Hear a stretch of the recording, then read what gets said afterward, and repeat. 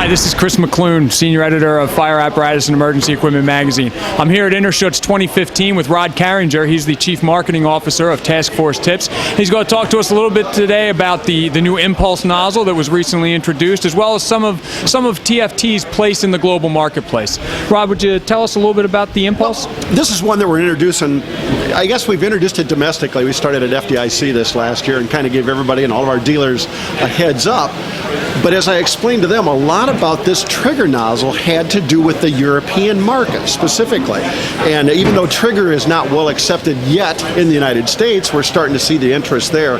It's a lot about meeting the needs of our customers in the European market, especially the northern European market. And Chris, I know you and I have talked before about some of the tactical applications where they're very quick little bursts of small droplets and try not to disrupt the thermal balance in the room and some of these other things. And a trigger does so much better than our traditional nozzle with the bale handle on top, where they'll very quickly try to pulse it to try to get those little droplets to come out. And so that's really where this has come from. So the Impulse nozzle again was born from the European market, kind of like the roll-up door. We kind of talk about that some days. It kind of started over here. We've re-perfected it back in the United States and North America, and now we're coming back to Europe with a whole new plan over here. So it's been so far very successful. In this show, we've had a tremendous amount of dealers and distributors that have been by from around the world because we've been pummeling them with marketing information too, so they've had no opportunity to not know about this in any form and stuff. So we think it's going to be a really good tool for us.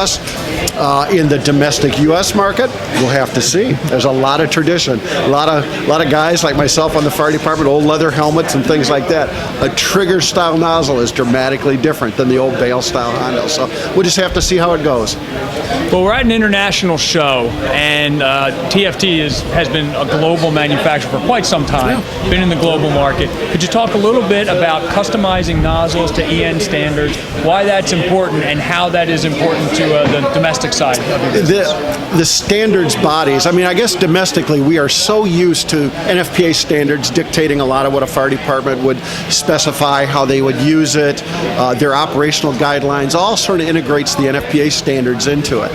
As we get into the European market, wow, it's just way different. We have a set of EN standards, which is basically the European community standards, but then we run into Germany has their own DIN standards, set of German standards. And as I mentioned to you before, we even run into the problem that, like the city of Berlin, if we choose to sell a product to the city of Berlin, it has to meet the Berlin standards, doesn't necessarily need to meet the German DIN standards, but also must meet the EN standards. So it's a very complex mix and matrix, country by country by country. So it's different from Switzerland to Belgium to Germany to France to Norway. So we have to deal with all these standards. And that's part of where the G-Force nozzle product line came from, is it gives us a platform to make all these different changes, from something as simple as detents on a front bumper or the ability to modify it in some manner for some operational control. So the European standards in many cases are a lot stricter than what we have to deal with on NFPA in the United States. Now if you're in clothing or SCBA, NFPA is a big deal. But for us in the water flow business, NFPA is self-certified, so we don't need nothing third party. And some people read it, most people don't. It's a nozzle, for goodness sakes. You put it on the end of the line, you squirt water, fire either goes out or it doesn't. You know, if it doesn't go out, you call it mutual aid, and you invite your friends, and you catch up. So that's kind of how it works. Now, TFT is well known as a nozzle company. I mean, I know for me, if I hear TFT, the first thing I think of is very traditional. Nozzle. But you do also have a pretty wide range of industrial products. Oh yeah. Could you talk to us a little bit about your industrial and water flow? I mean, years ago, some people remember Jaffray Fire Protection, based out of New Hampshire, and they were at that time kind of an old world company that just dealt in water flow, intake valves and big manifolds, things that were on the water supply side where TFT never lived. Since then, we've incorporated all that. As we continue to grow the business, now we're into industrial facilities all over the world. You'll even see here at Interschutz some of these apparatus companies that we maybe have never heard of in the United States. We now call good customers here, as we've integrated products, electronics and water flow products into their fire trucks. So industrially around the world, Really a great example is probably South and Latin America, where the fire departments are actually pretty poor. You don't see a lot of equipment going into the fire departments, but as soon as you step inside the gates of one of the petrochemical facilities, wow, big industrial pumpers and big water flow and big new trucks and all these things. So it's always been a good market for us because we know and understand water flow and water delivery, and that's a worldwide challenge anywhere. I don't care if it's in China, I don't care if it's in Saudi Arabia or wherever it is. The flow is very, very similar and very much the same needs that everybody has.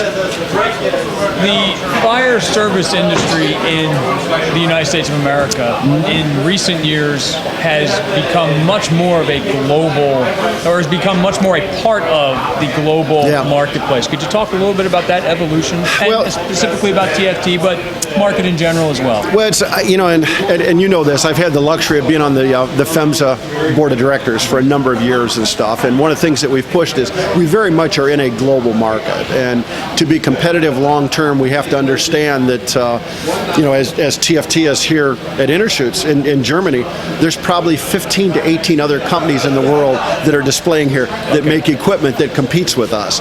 So it very much is a global market, and for us to be good just in the United States, that's gotten to be pretty easy. We have to be good in India, we have to be good in Malaysia, we have to be good in China. So it really, if you're an American manufacturer or a distributor in the United States, you got to kind of have to take the blinders off a little bit and take a much more global view of things, because anymore it very much is a global market. This year you'll see a lot more companies that are displaying here, probably at FDIC next year. You're going to see a number of companies testing the water in the United States, trying to find distributors and trying to offer some of their products into the U.S. market. So at the end of the day, it is a huge global market, and everybody has to keep that in the back of their minds a little bit. I think as we make business decisions, as we start to look at the trade shows we attend, the magazines that we advertise in, this is all a key part of it. So. And just to wrap up, first of all, thank you for taking we're happy time to do it. To talk to me today. Do you have any general comments about Interschutz this year? Oh, we love it. Early in the show yet, but and you have to understand, first and foremost, I'm a 40-year firefighter. So once I get by touching and feeling and playing with every fire truck that's out here and touching everything, then I come back and I put my shirt on, and now I go to work where I talk to distributors and things like that. But every once in a while I fall off the wagon, and you'll find me at the top of that 330-foot crazy aerial device, and I'm scared to death. But it's pretty cool to be up there and look down. You people are all extremely small from 330 feet in the air. So if you're a fire guy, if you're a whacker as I am, you've got to love this place, because you see things here that you don't see anywhere else in the United States currently. Just remember roll-up doors. We never used to have them in the United States. Today, they're kind of a staple on an awful lot of trucks. So it's fun, and in 5 more years, it's going to be back here again, and I would encourage anybody to make arrangements and come back. But you have to plan a year in advance if you think you're going to get a room, you're going to travel, or do anything else. But well, again, this has been Chris McLoone with Fire Apparatus and Emergency Equipment, sitting down at Interschutz 2015 with Rod Carringer of Task Force Tips. Thanks, Rod. Hey.